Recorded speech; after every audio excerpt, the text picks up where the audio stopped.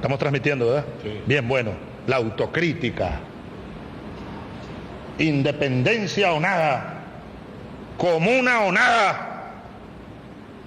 ¿O qué es lo que hacemos aquí? El golpe de timón was Hugo Chávez's address to his cabinet of ministers on October 20th, 2012, shortly after his resounding re-election on October 7th. The speech, translated into English as "Strike at the Helm," is considered his political testament. Broadcast live over the air, it was his last major political address to his government and the Venezuelan people. Today, as we commemorate the 10-year anniversary of his death on March 5th, 2013, there is no better instrument to understand and appreciate the legacy of Chávez than this speech.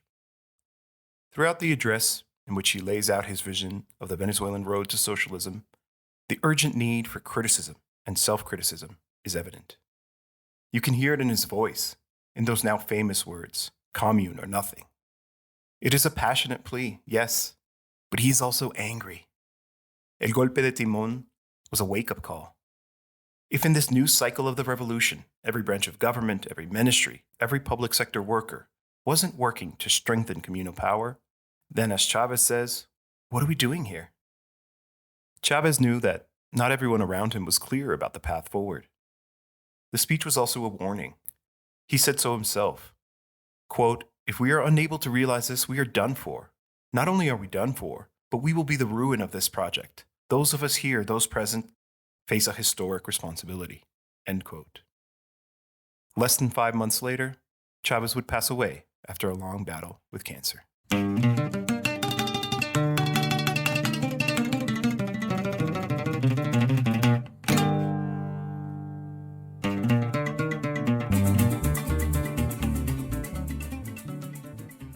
Welcome to the Venezuelanalysis podcast. I'm your host, José Luis Granados Ceja.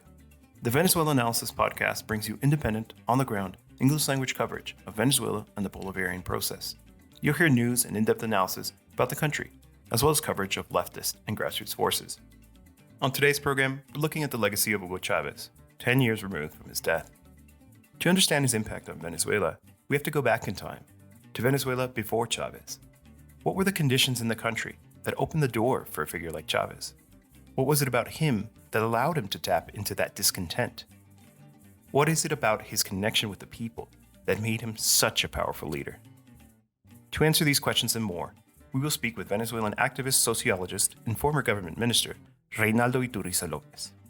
But first, a conversation with Venezuelanalysis Cira Pascual Marquina about Chávez's own political development, from advocate for third-way politics to one of the fiercest critics of capitalism, as well as his contributions to the development of socialist thought.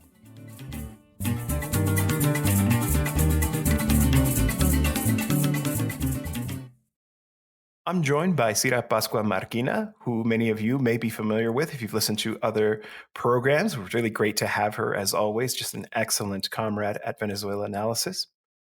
Cira, I'd like to begin with an examination of Chávez's political thought and project. It's interesting, if you watch some of his speeches, he'll even admit himself that he once defended the third way perspective, capitalism with a human face. But obviously we know, and he said so himself, that he abandoned it and instead championed what he started calling 21st century socialism. Can you tell us what drove this transition? Thank you, José Luis. Well, it's great to be doing this program 10 years from Chávez's passing away, but his legacy, as we will be talking about today, it's alive and well in Venezuela. So, yes, in 1998, when Chávez was running for the presidency, he was talking about the third way and capitalism with a human face. But I think it would be good to trace Chávez's thought to a little bit earlier, to the beginning of that decade, when Chávez was in prison, and shortly after, a little book that's called The Blue Book came out. And in that book, he talks about participative and protagonic democracy. Basically, this was kind of like one of the most powerful ideas that stayed through the Bolivarian process when Chávez was alive, and it's still with us today, of course. So as opposed to what the idea is that, as opposed to the restricted democracy of capitalism, we should struggle for a substantive democracy. Now, it's true that he was talking about this proposal in the early 90s. And when he was talking about this proposal, he was thinking about different kind of democracy in political terms. So indeed, he was not talking yet about socialism. But I think we can find the origins of socialism in his thought already in the early 90s. Later in that decade, as I was saying, when he was running for the presidency, and as you pointed out, the discourse was a little bit lighter. Let's say that it was not a discourse of rupture. So those would be the early years of Chavez. And then what happens? He comes to power, and of course he comes to power talking about a constituent assembly, which is a radical democratic proposal. And the Constituent Assembly happened. And in 1999, in Venezuela, we have a new constitution, which is a very advanced constitution.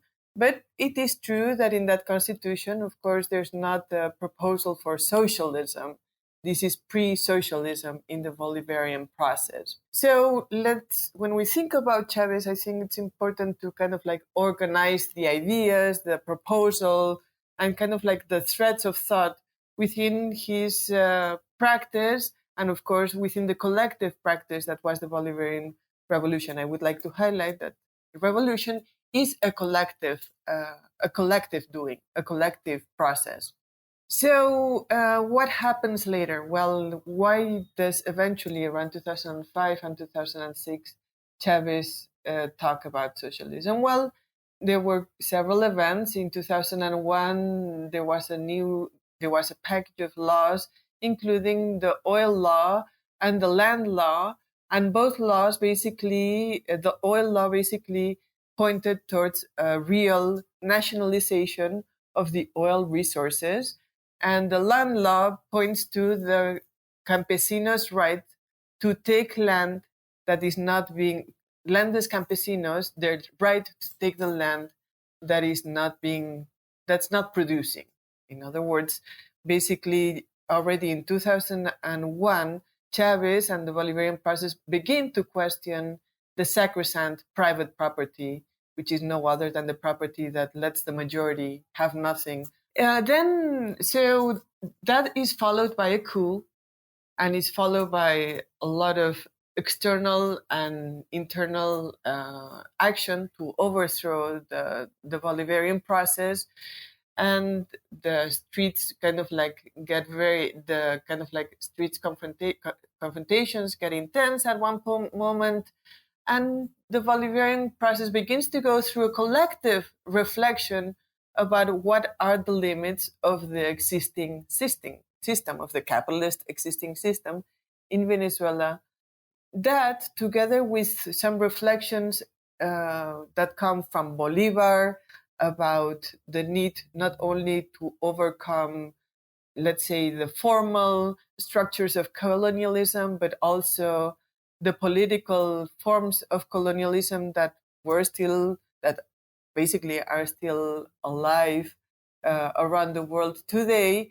With these reflections, Chavez begins to think, Chavez and the Venezuelan people begin to think about the need to build another kind of society, a substantively different kind of society. In 2005, at the World Social Forum, he picks up the slogan of the Social Forum, which was "Another world is necessary," and he says another world is necessary, and it has to be socialist, a socialist world. So that is around the time when Chavez begins to talk about socialism with all its letters, but especially with all its content. It's important to talk about this because we are talking about 2005, 2006. Imagine that. That's not too long, about after the fall of the Soviet Union. And basically, the world left had abandoned the objective of socialism, at least in discursive terms.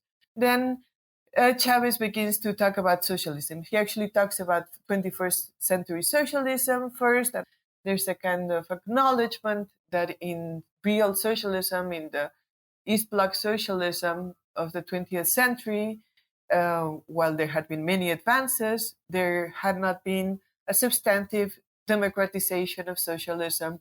So when Chavez is talking about 21st socialism, basically he's picking up on the working class history of socialism and proposing a series of correctives, which of course he's not the first one to propose them.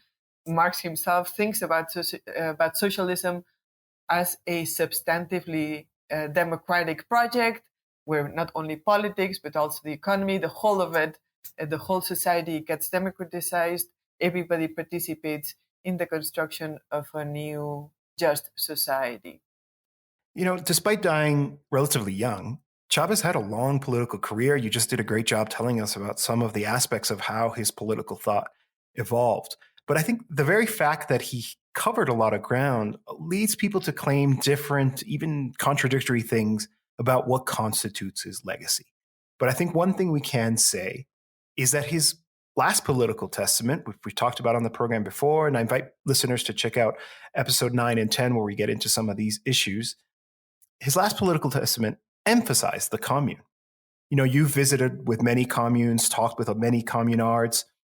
What would you say that they say is Chavez's legacy? Would it be correct to say that the communes today are the heirs of Chavez's legacy? Yes, I think that that would be the correct. If we had to say very little about Chavez's legacy, we would say the commune. Basically, in the speech that you talked about, the strike at the helm, Chavez says, amongst many other things, commune or nothing. Basically, when Chavez is saying commune or nothing, basically Chavez is saying that that we have, as a project, the obligation to choose. Two paths are opening up. It's either the path of death and expoliation, and possibly, as we know, of basically the extinction of life on Earth because of the logic of the absolutely destructive logic of capital. And there's another path, which is the communal path, which is actually, we would argue, and maybe this is a little bit self-centered, but many of us would argue from Venezuela that path, that socialist path, actually has to be communal. Now, when we are talking about the commune, basically we are talking about the democratization of the social relations, the construction of new social relations from the territory, the democratization of all aspects of life from the territory. So specifically, we say that those territories, those spaces are the communes. And indeed, we have been doing Venezuelanalysis, a pretty thorough work of visiting different communes and learning about how they are building an alternative. The first thing when you go to a commune that you will almost always see is either a mural of Chavez or a quote, a mural with a quote by Chavez. So in the communes, you can really feel that Chavez is alive. So I can tell you a little bit about the different communes that we have visited, and kind of like the principle, the key elements that we learn from them. For instance, from going to El Maizal, which is a commune, perhaps the best known commune in Lara State, when you go to El Maizal, which is a rural commune, you will find, you enter a space which is, like a tremendous tract of land, which is communal social property. So in El Maizal, all the property belongs to the people who live in the territory. And basically what happens there is that they produce a lot of corn and also cattle. And what they produce it through an assembly-based process. What they produce, how they produce it, for whom do they produce it, and what's going to happen with the surplus, with the excedent, those things are decided collectively. So when you go to El Maizal, you actually can see, it's not that you can imagine a socialist future, it's that you can see in El Maizal a socialist exercise at small scale, of course, but you can see a socialist exercise. or here in Caracas, in El Panal commune, which is actually the first commune in Venezuela, even before Chávez began to talk about the communes. When he was talking about the communal councils in 2006, El Panal, a group of padres in El Panal commune in 23 de Enero, which is a working class neighborhood with a long history of struggles. In 2006, these people already decided that they were going to build a commune. The story of this territory is very interesting because it's in as I was saying, in a working class barrio, and the organization that was basically the organization that triggered or that fostered the creation of the commune is an organization that began actually displacing the drug dealing gangs from the territory years before the actual construction of the commune. So these people had a lot of moral authority and were very loved in the territory, and they proposed the communalization of the territory, which in the beginning was more of an idea, and then it began to take shape when Chavez, in economic terms, it began to take shape later when Chavez began to talk about the commune, and then they built they had a bakery and a textile workshop, which is still there.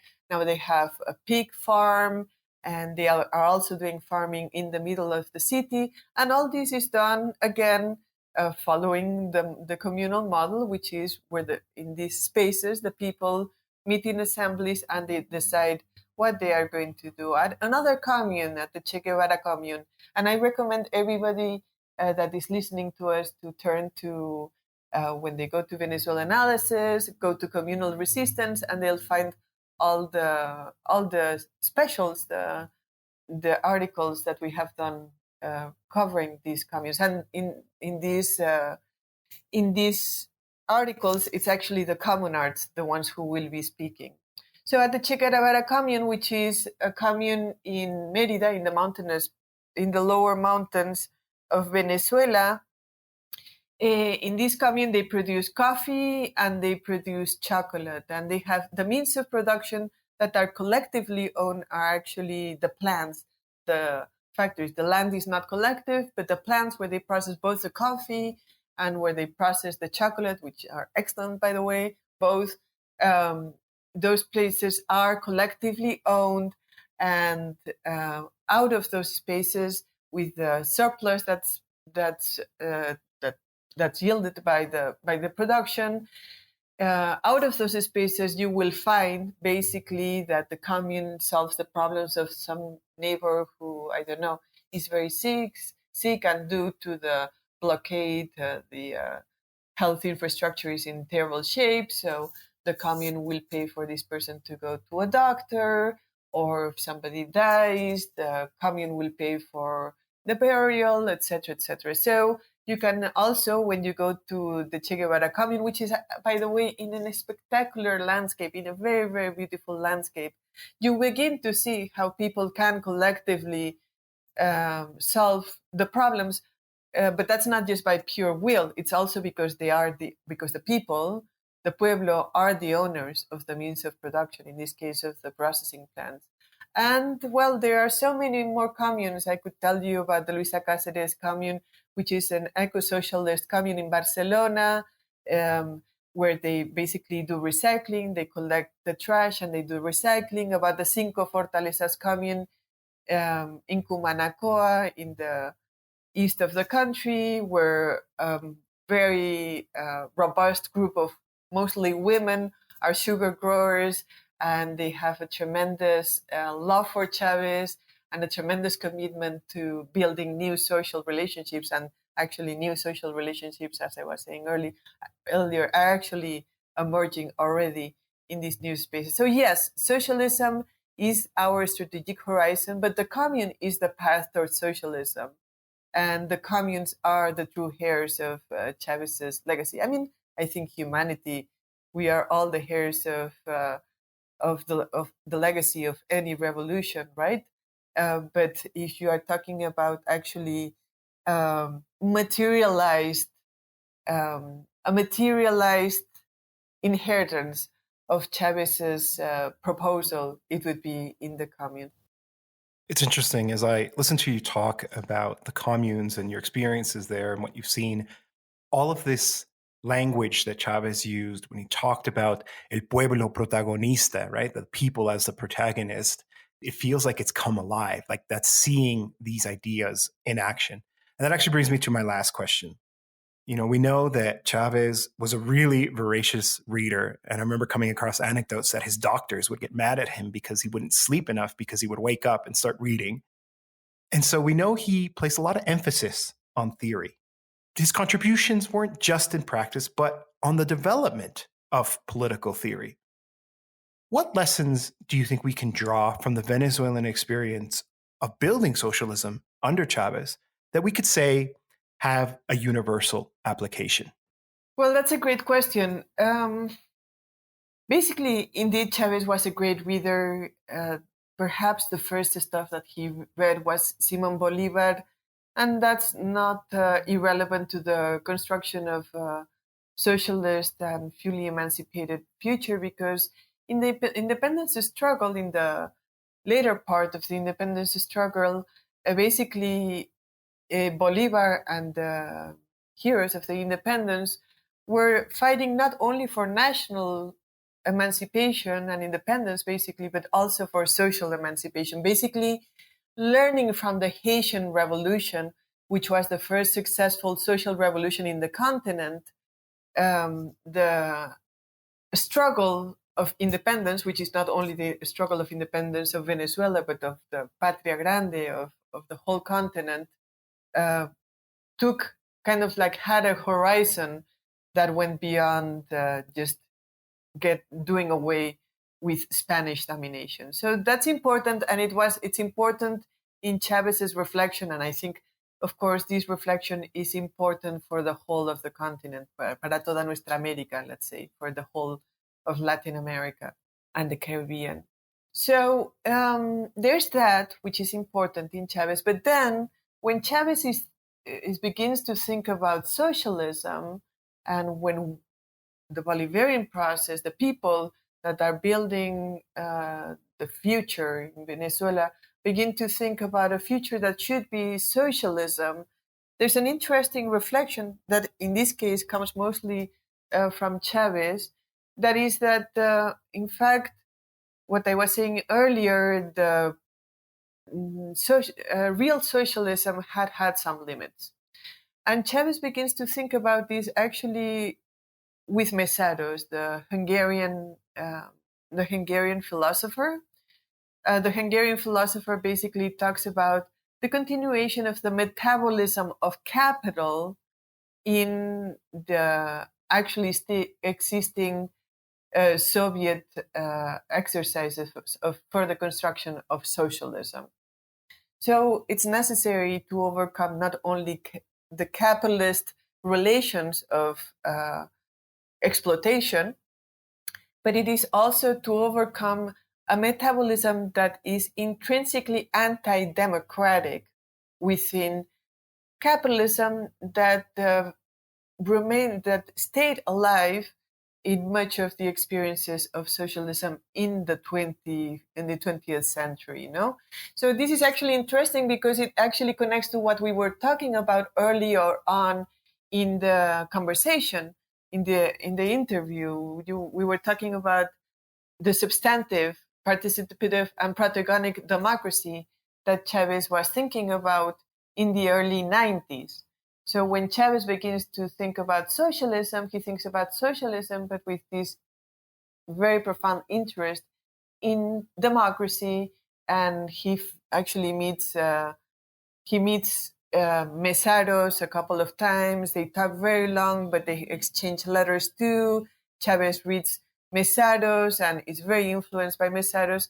And out of there comes again, basically the commune. It's basically our endpoint in our conversation today, seemingly, with everything. So comes the commune, which is a space where new social relations emerge, social property, democratic decisions are taken together, And I think that that's basically the key, the most important worldwide teaching in theoretical terms of the Bolivarian Revolution. Of course, for us as Latin Americans and as people committed to the people of this continent, the issue of Latin American integration is also key when we think about Chávez's thought and about the Bolivarian Revolution. And it is called the Bolivarian Revolution. That's not accidental. It's called the Bolivarian Revolution because of Bolivar, who is the first person who puts, let's say, on paper or on his speeches, the idea of a unified, a Gran Colombia, of an integrated continent, because, altogether we will be stronger when fighting against imperialism, and especially when we struggle to build a post-capitalist society. So I think that we could wrap up saying something that I said before, that Chávez, in that speech in October 2012, he said commune or nothing, comuna or nada, and that is actually an imperative for us. You know, these days there's lots of talk about how where before a new progressive leftist pink wave, whatever you want to call it, the thing is that we now have the benefit of that previous experience. And I think there's a lot we can draw from it to make a more thorough transformation of our countries, of our society, and get closer to that utopia that we're working towards. We've been speaking with Cira Pascual Marquina. Thank you so much for joining us. As always, it's been great. Thank you very much, José Luis. Nicolás, te encomiendo esto como te encomendaría mi vida. Las comunas. In our next segment, we will speak with Reinaldo Iturriza Lopez. He is an activist, writer, and sociologist with a degree from Venezuela Central University. Reinaldo is the author of several books, including his latest, Con gente como esta, es posible comenzar de nuevo. In the political transformation processes throughout Latin America, a key element has been that of leadership. In the revolutionary processes that have had the greatest reach, here we're talking about Cuba and Venezuela, the figure of Fidel and Chávez was indispensable. However, some analysts superficially reduce this to a simple case of charismatic figure, which conceals the role of the leader of a transformation and the dialectical relationship between a president and the people. What were the qualities of Chávez that allowed him to lead this revolutionary process in Venezuela? A mí me gustaría comenzar subrayando algo que ya tú sugieres en la formulación de tu pregunta, ¿no? I'd like to start by emphasizing what you alluded to in your question, which is this tendency to focus too much on the leader, underestimating the decisive role that is played by the popular subject of the popular classes. In the case of Chávez, this is crucial to understand what has happened in Venezuela since the mid-1990s, which is the moment that Chavismo was forged, Chavismo in this case being understood as a political identity. In part, what takes place during these years is that the Bolivarian movement, the Bolivarian military officers and Comandante Chávez in particular, are going to channel this popular rebelliousness that had manifested itself in the February 27, 1989 popular uprising, known as the Caracazo. This is the founding moment of a new epoch in Venezuela. These Bolivarian military officers, with Chávez at the head, had the enormous political virtue, intelligence, audacity, capacity, and the will to channel that rebelliousness, that popular energy, that popular force. This will eventually translate into a political identity. But it is an identity which is to a great extent a class identity of the popular class, even though Chavismo is a movement of movements, we could say, a rather broad movement. But its backbone is the popular classes, without any doubt. The popular class is the working class, and within the working class, the huge, enormous subset of excluded workers, those workers whose wages were not even enough to ensure their reproduction as a workforce, which is a huge percentage of Venezuelan society back then. These classes will influence, or to a large extent, determine the type of leadership that Chávez will exercise. In other words, there is no Chávez without the Venezuelan people. There is no Chávez without Chavismo, just as there is no Chavismo without Chávez, of course. Chávez exerts such an influence that the movement ends up adopting his name. But I am convinced that there are certain junctures where the movement, or at least the most lucid members of the movement, are on a par with Chávez, or even in some cases, even ahead of Chávez himself, telling him what to do, questioning him very strongly, questioning his government quite strongly. This is something that's overlooked all the time. Chavismo is a political subject undergoing a constant transformation. It has always been extremely demanding of its government, with its leadership. But this was so because there was a very wide horizon of expectations. In other words, there was a belief that through mobilization, through popular criticism, this mobilization criticism could be effective. And this is a good thing. It's another virtue of political leadership, and specifically of Chávez's political leadership. Allow me to highlight a few other aspects. The first of them, in my opinion, is the importance, that is to say, the crucial fact, that the Bolivarian officers and Chávez specifically became convinced, or let's put it this way, they quote-unquote discovered the central concept of a participative and protagonist democracy. That is to say, the Bolivarian officers, who will eventually form the MBR 200, the Bolivarian Revolutionary Movement 200, a movement led, among other comrades, by Comandante Chávez, they made this discovery. This is a movement that is confronting formal democracy, which is appropriately identified as representative democracy. But they defend democracy as a principle. And they're convinced that democracy has to be practiced, exercised, and conceived in a different way. And this theoretical political discovery, again in quotes, is this of participative and protagonist democracy. That is to say, a democracy where the people must participate. But it's not enough for the people to participate.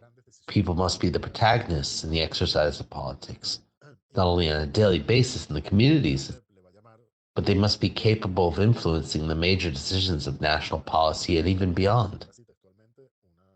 Chávez will call this political and theoretical discovery, he'll qualify it as follows: an epistemological rupture of the first order.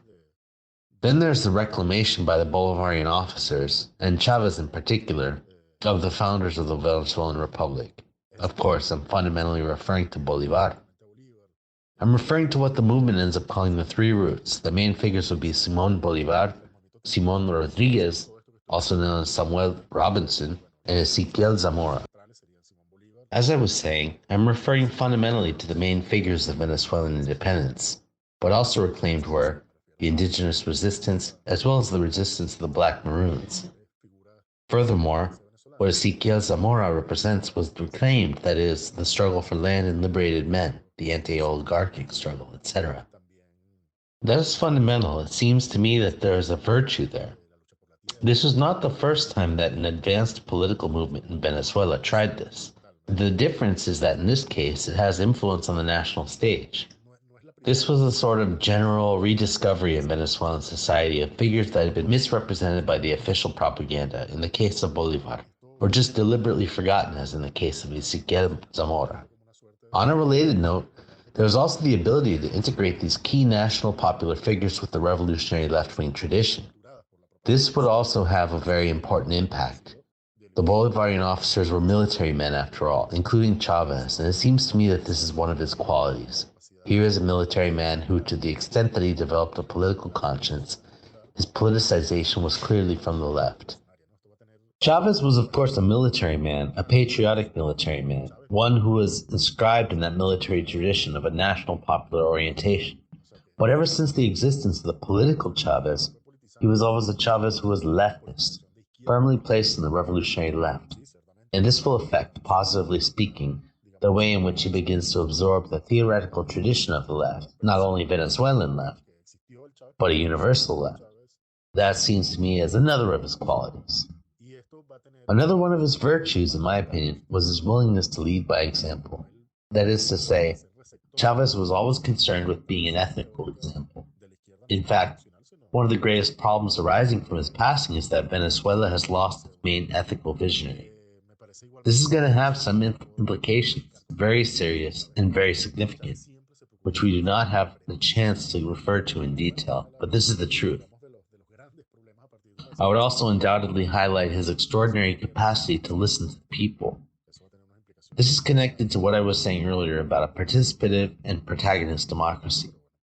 Listening to the people, Chávez was a man with an extraordinary ability, or with an extraordinary capacity to listen, to put himself in other people's shoes, to recognize himself in the popular tragedy, but also in their aspirations, in all wonderful and extraordinary that the popular classes have as well, of a people that fights, a vibrant people, people with dignity, etc., etc. Chávez reclaimed and celebrated all this. And related to what I have just said, Chávez had an ability to chart the strategic horizon, that is to say, to outline and determine a plan of action. So we have here our theoretical references, our political references, a way of conceiving history, a way of understanding, of conceiving democracy, a way of conceiving the relationship with the people, then bringing that together into a plan. This is the strategic horizon. This is where we're going. As a whole, it seems to me that these are some of the main qualities of Comandante Chávez. Estratégico, por ahí vamos. En su conjunto, me parece que estas son como algunas de las principales cualidades del comandante Chávez. A decade has passed since Chávez's death. We have new generations that did not live in the era before the revolution and therefore did not witness the transformation that took place. Others will not even remember the Chávez era. In your opinion, how does the time that has lapsed since his death affect the place that Chávez's legacy occupies in the collective consciousness of the people and the struggles that the Venezuelan people face? Sí, ciertamente. 10 años después de la desaparición física del comandante Chávez, ciertamente lo generacional comienza a tener mayor peso, ¿no? Una persona que tiene hoy 20 años. Certainly, 10 years after the passing of Comandante Chávez, this generational dimension begins to carry more weight.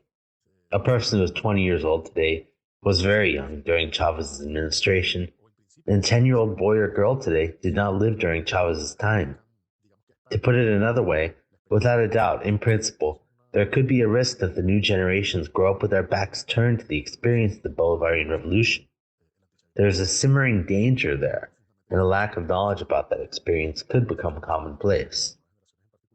Anti-Chavismo, as expected, is deeply committed to its effort to prevent Venezuelan society in general, and the new generations in particular, from knowing or being capable of interpreting or analyzing without prejudice what happened between 1998 and 2013, which was the time when Chávez was in office. All this is at play. What I can tell you is that up to now, I believe that the place occupied by Comandante Chávez in the collective consciousness is secure. There are even opinion polls that back up what I'm telling you. 10 years on, Chávez continues to enjoy a very high popularity, that is to say, well over 50%. So, for the moment, if we were to take a snapshot right now, I think you could say that his standing isn't at risk. Now, I do believe that there is a risk, a latent risk. There is a gigantic undertaking aimed at underestimating the importance of all the extraordinary things that the Bolivarian Revolution has represented. All that the Bolivarian Revolution and the leadership of Chávez meant for Venezuelan society, for the continent, for the world, for the peoples of the world. Along those lines, what seems quite evident to me is that the figure of Comandante Chávez continues to occupy a very prominent place, I would say, in the collective consciousness. But at the same time, I worry about a phenomenon that seems to me to be one of the most important political phenomena of recent times.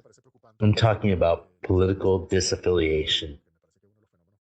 It seems to me that Chavismo, as a political identity, has weakened quite a bit. This is more or less obvious, but this weakening is directly related to the physical death of Chávez. Chávez was not just the leader of the Bolivarian Revolution. He was also its main reference, not just its political reference, but its main ethical reference, and not just within Chavismo, but of Venezuelan society in general. Once this reference is gone, there's a certain sense of loss. It seems to me that this phenomenon of political disaffiliation must be addressed. That is, something the political leadership of the Bolivarian process must necessarily confront. Something that the Venezuelan people itself, and I hope specifically the organized people, the movements, the different political instruments, etc., etc., etc., must face as well. They also have the challenge of facing this phenomenon and determining its causes. What is behind political disaffiliation? How much does this say about the weakness of the current leadership? What does this say about the mistakes that might be happening within the revolution? As we know quite well, not only do we know it, but we suffer the consequences on a daily basis. The siege, the attacks and the threats, and beyond that, the aggressive actions of the US blockade, the political and economic siege, all weigh very heavily on the process.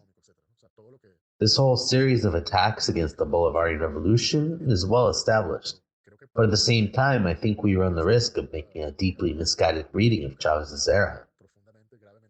I'm concerned about a certain tendency among some to conclude that while Chávez was president, everything was okay.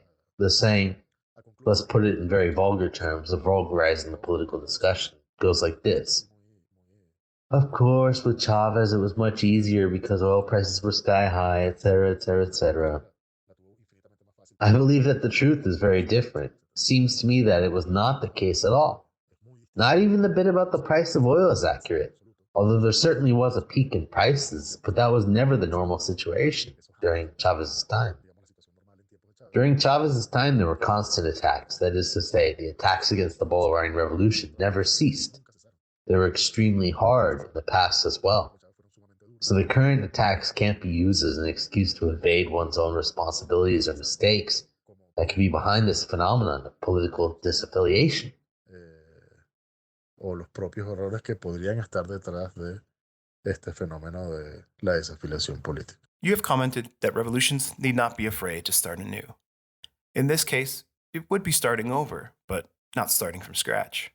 Understanding that there is a whole evolution both in Chávez's thought and the political project itself, what are the key elements, in your opinion, to take away in a process to modify the balance of forces in favor of reconstruction of the historical bloc and begin to be able to draw a new horizon in the Bolivarian process? El chavismo, vamos a plantearlo de la manera más esquemática posible, sin sacrificar lo sustantivo de la explicación. Chavismo, to put it as schematically as possible, but without sacrificing the important bits, can be interpreted, at least in part, as the popular response to the deep crisis the elite pact found itself in, which is the Punto Fijo Pact of 1958, a pact signed immediately after the overthrow of the dictatorship of Marcos Pérez Jiménez, which ruled the country for the 40 years following the end of the dictatorship. Via this Punto Fijo Pact, democratic action and the social Christian COPE, they alternated in power until 1998. As an aside, the second government of Rafael Caldera does not formally belong to either of the two parties, since it was a coalition of parties that included part of the traditional left. But we know that these two parties still ruled for all intents and purposes, regardless of who formally ran the government. In the 90s, we were witnessing the death throes of those very elites who ran the country. The experts who've studied these matters, especially from an economic point of view, have conclusively shown that the economic model entered what could be considered a terminal crisis at the end of the 70s. Not long after the beginning of that crisis, we're talking about the end of the 80s, the first alarm bell would sound. I'm referring to the February 27, 1989 uprising known as the Caracazo, using Gramsci's terminology in my opinion. That's the breaking point for the ruling bloc. Chavismo will also be a way of enunciating, a new power bloc, a new alliance of forces that will take the political reins in Venezuela and will seek to implement great transformations, not only in the political realm, but also in the economic, social, cultural, and general realms. That is to say, Chavismo is, in a way, a declaration. It translates itself into a new configuration of a new balance of forces. In other words, to continue with Gramsci's terminology, Chavismo is a very counter-hegemonic in nature, and there's a whole endeavor that seeks the construction of a new hegemony, again in the Gramscian sense, not in the pejorative sense of the word, of course. There's a whole political will aimed at building hegemony, as Chávez expressly stated, a popular and democratic hegemony, a really genuinely democratic, radically democratic hegemony. The Bolivarian Revolution is this. It manages to create this. There's a new balance of forces, a political class that is going to take the political reins, that is going to reformulate the rules of the game, the political game, etc. When it comes to the balance of forces, this is something I'm interested in emphasizing. I was already hinting at this in my answer to the first question. In spite of the fact that Chavismo will always be a subject, a multi-class movement, as are all the broad movements, it's a subject where the popular class has prominence. The backbone is fundamentally the working class, and within the working class, what, according to several scholars, could be called the subproletariat. The subproletariat is that fraction of the working class whose salary is not even enough to live on, not even enough to buy basic things, to acquire foodstuffs, not even enough to reproduce itself as a labor force. In the 1990s, this was like 60% of the Venezuelan workforce. That's to say, this was a gigantic mass. It was not a typical industrial reserve army. It was something much more excluded, much more marginal. It was a majority of the Venezuelan workforce that was not just excluded from the formal labor market, but from the labor market in general. And it was excluded from politics. It was excluded from urban planning, excluded materially and symbolically. This is the backbone of Chavismo. The popular classes, the working class, and particularly the subproletariat, are who will defend and are going to sustain the process during the first years of the revolution. It's the majority of those that took to the streets in 2002, in 2003. It is the majority that would carry Chávez to victory in the 2004 recall referendum, the 2006 elections, and beyond.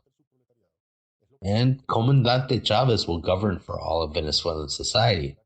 In fact, ironically, there are fractions of the bourgeoisie, I'm thinking especially now of the importing commercial bourgeoisie, that benefited tremendously during all these years of the Bolivarian Revolution. But there is no class fraction that gained more materially and spiritually than the subproletariat, which would gradually disappear because this subproletariat gradually swelled the traditional working class. The working class becomes larger and larger, and the subproletariat, little by little, becomes smaller through the revaluation of wages and other indicators, the reduction of poverty, etc. In my view, to put it in few words, the balance of forces changes. The electoral defeat of Chavismo in the 2015 National Assembly elections was another alarm bell. Not as loud as '89, but still very significant in political terms. It was a clear sign that the bloc built by Chavismo, which was sustained by the working class, was beginning to crack. In other words, Chavismo lost in 2015 because a section of the popular classes did not vote for Chavismo, did not vote for the pro-government candidates, let's put it that way. Again, this is in very general terms because we don't have a chance to go too deep into the subject. When it comes to starting over, I certainly think a revolution should not be afraid of starting over. And taking into account everything the popular classes have achieved during the Bolivarian Revolution, this wouldn't mean starting from scratch. To say that would be demagoguery. To start anew is, it seems to me, for the working classes to recover the central role they clearly had during the Chávez government and during part of the government of Comrade Nicolás Maduro. I believe that the current economic policy of the Maduro government does not have the working class as its main focus. It seems to me quite the opposite. That is to say, it seems quite clear to me that current economic policy measures end up placing most, if not all, the burden of the economic crisis, the very serious crisis that Venezuela has suffered for a good part of the last decade, on the backs of the workers. I believe that this is the most serious error in economic policy measures in recent years. It seems to me that a reconfiguration of the balance of forces has been taking place. There is a quite clear tendency to shift the centrality of the balance of forces from the working class to some fractions of the bourgeoisie, both the old bourgeoisie and the new bourgeoisie. Because there's also a new bourgeoisie, there's a new class of rich people. There are some newly enriched people with some very close ties to the political class. This is not a secret at all. Something that President Nicolás Maduro himself denounced in 2015, if I remember correctly, in a very good speech before the National Assembly. Needless to say, it's a danger that Chávez spoke of on several occasions. I believe that starting over must take this into account, must involve the reconstitution of the historic bloc, a redefinition of the balance of popular forces. This necessarily implies, by definition, placing the Venezuelan working class back at the center, and specifically recognizing the decisive importance of that class fraction that is the subproletariat, and that today, perhaps even more than in the 90s, once again it is a majority, and it will play a decisive role. Quizá incluso más que en los 90, vuelve a ser mayoritaria y, bueno, ya lo decía, decisiva. Permítanme ser lo más duro que pueda y que deba en esta nueva autocrítica sobre este tema. That's our program for today. If you'd like to take a deeper dive into some of the issues we talked about, check out Episode 2, Popular Power Under Duress, featuring young Communard leader Jesus Garcia from the Altos de Líderes Socialist Commune in Caracas, as well as Episode 9, The Praxis of Hugo Chávez, with political science professor Chris Gilbert on the place of the commune in the struggle for socialism. We also have a new infographic and a video called Constellation Chávez, 5 Guiding Ideas, highlighting some of Chávez's key ideas to commemorate his life and the first chapter of the Bolivarian Revolution.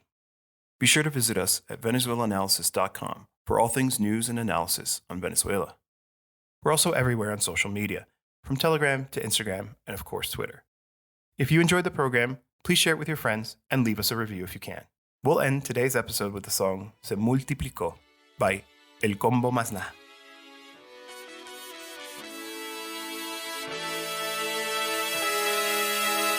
Un 5 de marzo, año 2013, tu cansado cuerpo ya no pudo más. Un mal generado por extraña causa terminó cegando tu vida y tu luz. Los que te adversaron y los que te amaron fueron sorprendidos, ya no estarás más. Poco a poco entienden lo que no entendían. Te has hecho millones, no hay nada que hacer. A quienes festejan porque ya te has ido, hay una noticia que no va a gustar. Chávez no está muerto, se ha multiplicado, y si alguien lo duda, trate de explicar.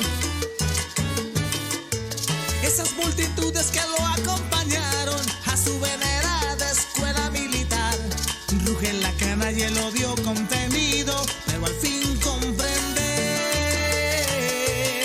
ya no hay marcha atrás.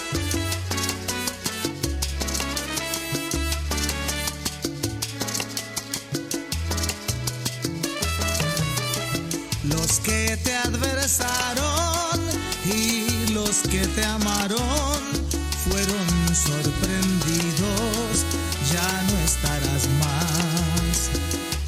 Poco a poco entienden lo que no entendían. Te has hecho millones, no hay nada que hacer. A quienes festejan porque ya te has ido, hay una noticia que no va a gustar. Chávez no está muerto, se ha multiplicado, y si alguien lo duda, trate de explicar. Esas multitudes que lo acompañaron a su venerada escuela militar, ruge la cana y el odio contenido, pero al fin comprende, ya no hay marcha atrás. Ya no hay marcha atrás, porque todos somos Chávez. No hay peor fracaso que alegrarse por la muerte de aquel hombre que no pudiste vencer en vida. Ya no hay marcha atrás, porque todos somos Chávez. Qué dictador tan fuerte tuvimos, 55 países decretaron duelo. Ya no hay marcha atrás, y millones lo se multiplicó. Ahora todos somos Chávez, todos somos Chávez. Exijo lealtad absoluta a mi liderazgo, porque yo no soy yo. Así lo dijo Gaitán. Yo soy un pueblo, carajo. No soy un individuo, yo soy un pueblo. Y al pueblo se respeta. Y yo estoy obligado a hacer respetar al pueblo que amo. Ya no hay marcha atrás, porque todos somos Chávez. Se han marchado el hombre, pero no la idea. Chávez sigue vivo, vivo en la pelea. Ya no hay marcha atrás, porque todos somos Chávez. Nuestra Venezuela pa'lante es que va, y la unión de todos se conseguirá. Ya no hay marcha atrás, porque todos somos Chávez. Lo que se ha sembrado germinado está, pronto la cosecha se recogerá, ya verá. Todos somos Chávez. Musulmanes y católicos rezando juntos. Todos somos Chávez. Rusos, gringos, africanos y chinos. Todos somos Chávez. ¿Cuál división? Sola quedó Venezuela. Todos somos Chávez. Según tu análisis él la arruinó. Todos somos Chávez.